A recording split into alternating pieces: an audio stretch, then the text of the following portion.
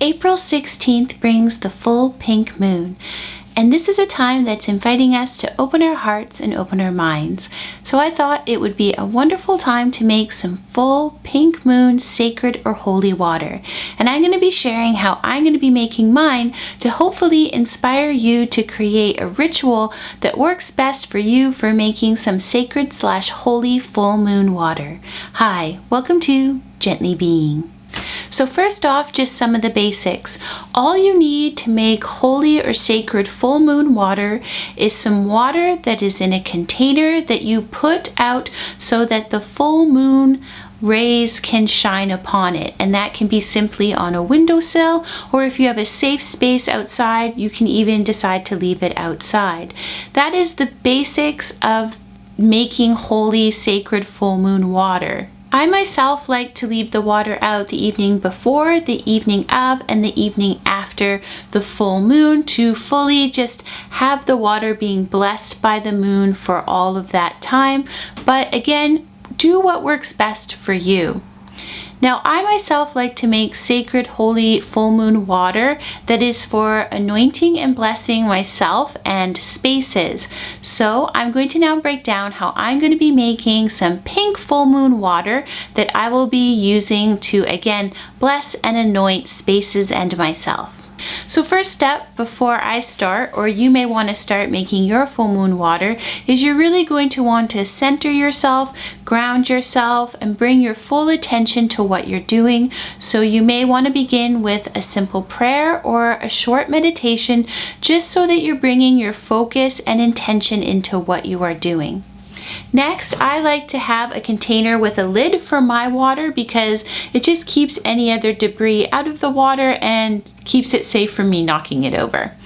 The water that you use can be from a river, a lake, a stream where there's clean, safe water to use, or for myself right now, I'm just using some tap water because that's what's available to me. Because I like to use this water for cleansing and anointing spaces, I'm going to be using just a little bit of salt that I'm going to add to the water because salt is very cleansing and purifying. So I'm going to add some of that into my water, preparing it for it to be blessed by the moon. After I do that, I will shut the lid of my container with the water.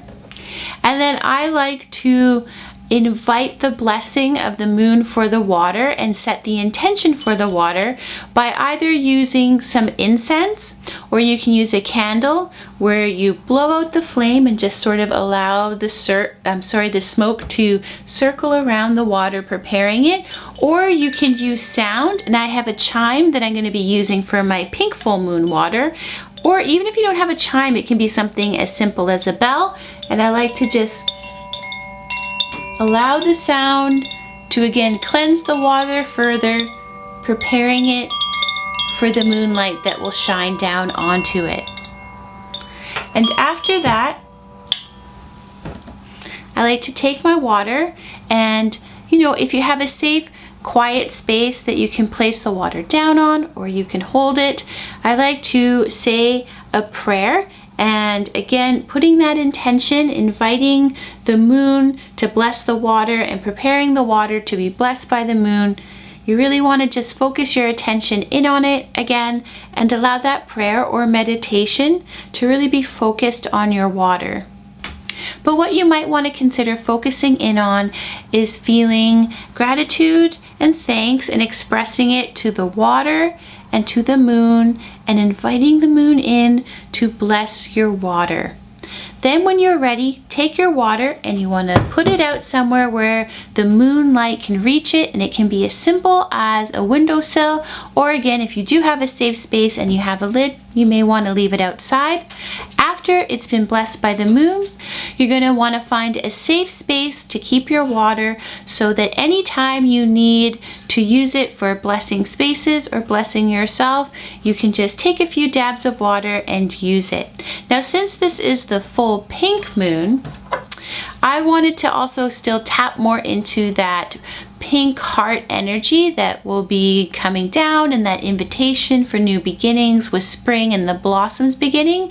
And I have this rose quartz crystal that's a bit of a worry stone because it's smooth and allows you to just sort of rub your thumb on it if you need some calming or to invite that energy in. So for myself, I'm going to be taking my crystal and leaving it on top of my water so that both the crystal and the water are getting blessed by the moon at the same time, and also the crystal is sharing some of its energy with the water that's below it.